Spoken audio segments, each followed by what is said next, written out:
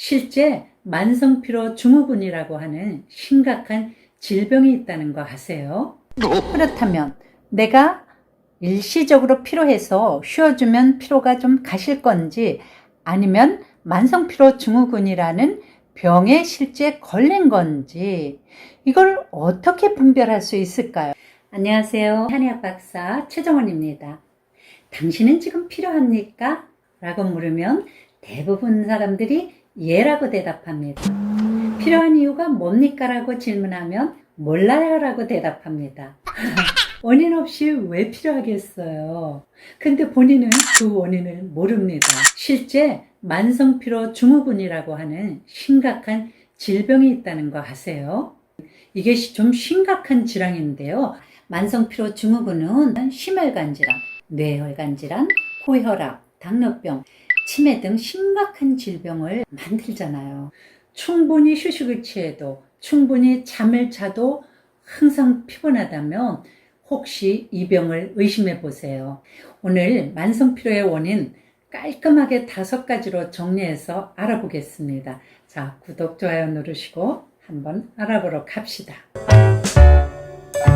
만성피로 원인 5가지 중에 가장 심각한 게 앞에서 말씀드린 만성피로 증후군이라는 질병에 걸렸을 때입니다. 이게 좀 심각한 병이라고 말씀드렸죠. 극심한 피로와 함께 다른 질환을 동반하죠.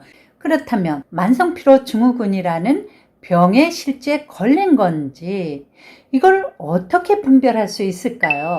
자, 아래 증상 제가 10가지를 알려드릴게요. 그 중에 4가지 이상 해당된다. 또 이런 증상이 한 달에서 6달 이상 지속된다면 만성피로 증후군일 확률이 매우 높거든요.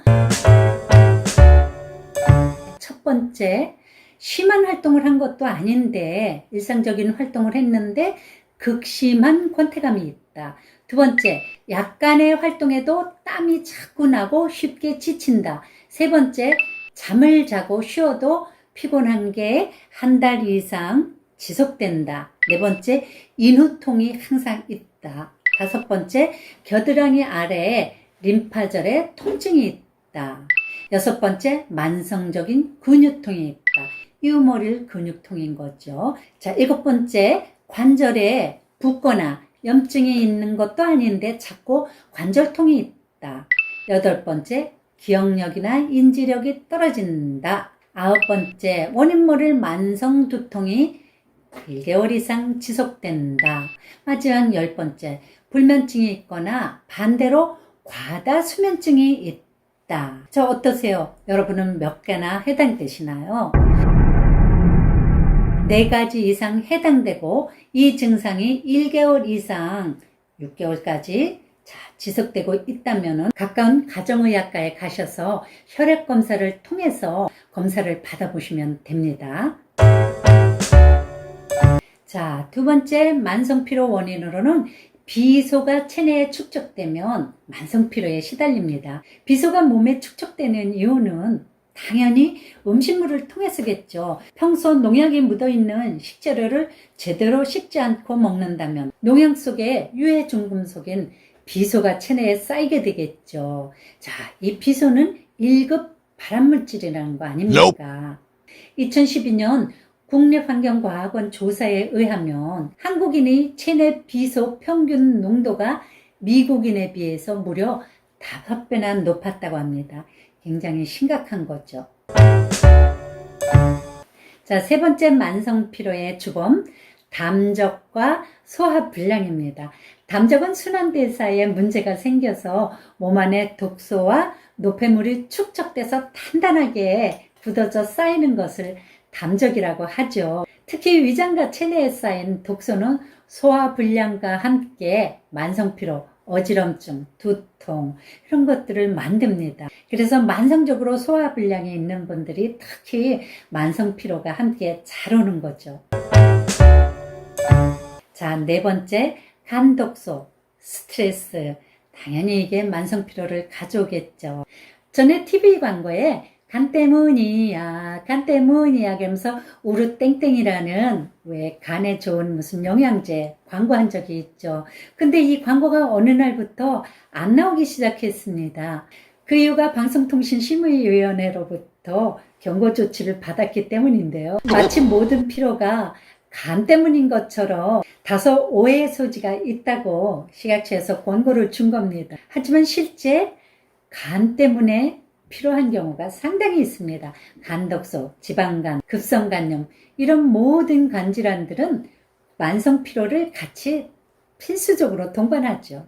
5번째가 각종 항생제 복용입니다. 항생제를 우리가 약으로도 많이 복용하죠. 그리고 또 뭐가 있죠? 소, 돼지, 닭, 오리, 어류, 배류 이런 것들을 기르거나 양식하면서 항생제를 받아 투여하죠. 이렇게 되면 우리가 이런 걸 식품으로 취했을 때 이렇게 항생제를 먹여서 키운 것들에는 그 몸속에 항생제 내성균이 살아 있습니다.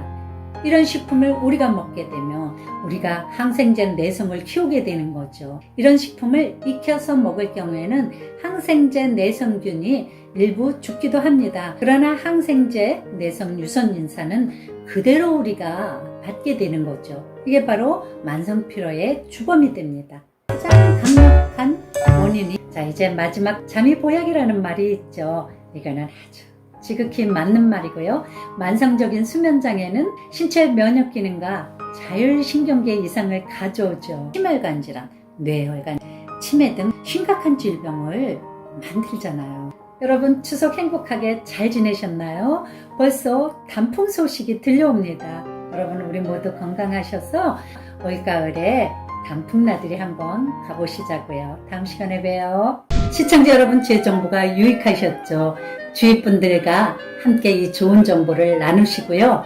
좋아요, 구독 꾹 누르시면 더 유익한 정보를 받아보실 수가 있습니다. 제가 늘 여러분 곁에서 따뜻한 약손이 되어드릴게요. 더욱 유익하고 재밌는 방송으로 찾아뵙겠습니다. 모두 건강하고 행복하세요. 건행!